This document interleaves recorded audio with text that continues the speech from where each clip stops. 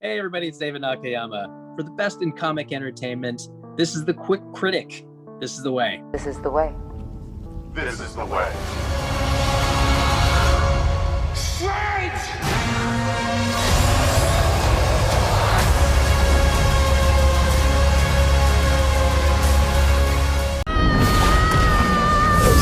Doctor Strange 2 is just as much a Scarlet Witch film as a Doctor Strange film, and that's perfectly okay.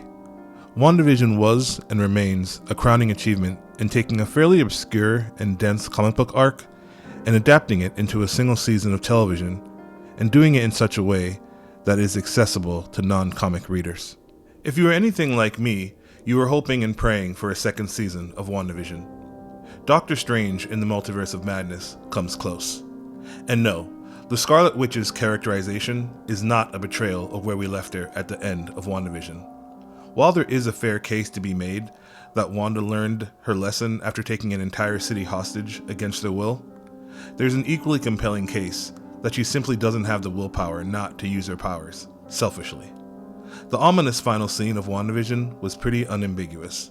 Dark magic always has a cost, and the Darkhold is not immune from this tried and true comic and fantasy trope.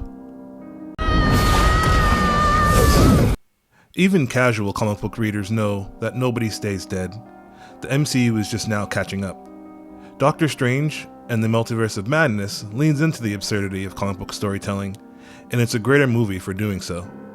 Characters are introduced and almost immediately killed. Despite their deaths, we know, and the writers know, that these characters will be back. It's a trope that was foreshadowed with the blip. All those characters were vanished by Thanos in an instant, only to reappear in the subsequent film. No one ever stays dead in comics, and the same thing can now be said about the MCU. Death in comics is just an opportunity to advance a character's story. The death of MCU Black Widow and the ascension of her newer, shinier replacement is another example. With the introduction of the variant concept to the MCU, we now find ourselves in a situation where anyone can show up anywhere and we'll just accept it. I think it's a cool place to be, and it's likely that things will just keep getting wackier. I might be contradicting myself, considering my obvious fascination with the Scarlet Witch, but I've always found it to be slightly frustrating that magic users can pretty much just do anything. I'm not going to say it's lazy writing. I have too much respect for the professionals who inspired me to want to write, but Doctor Strange, and magic users like him, are a bit less interesting when their power sets are ill-defined, random, and lack a clear upper limit. Some characters are able to overcome this stumbling block by having a clear motivation or emotional throughline. Wanda is a good example. She just wants Vision back, and later, her kids. What does Doctor Strange want? He's mostly a guy that does whatever magic is needed to move the MCU forward. Spider-Man No Way Home is Exhibit A.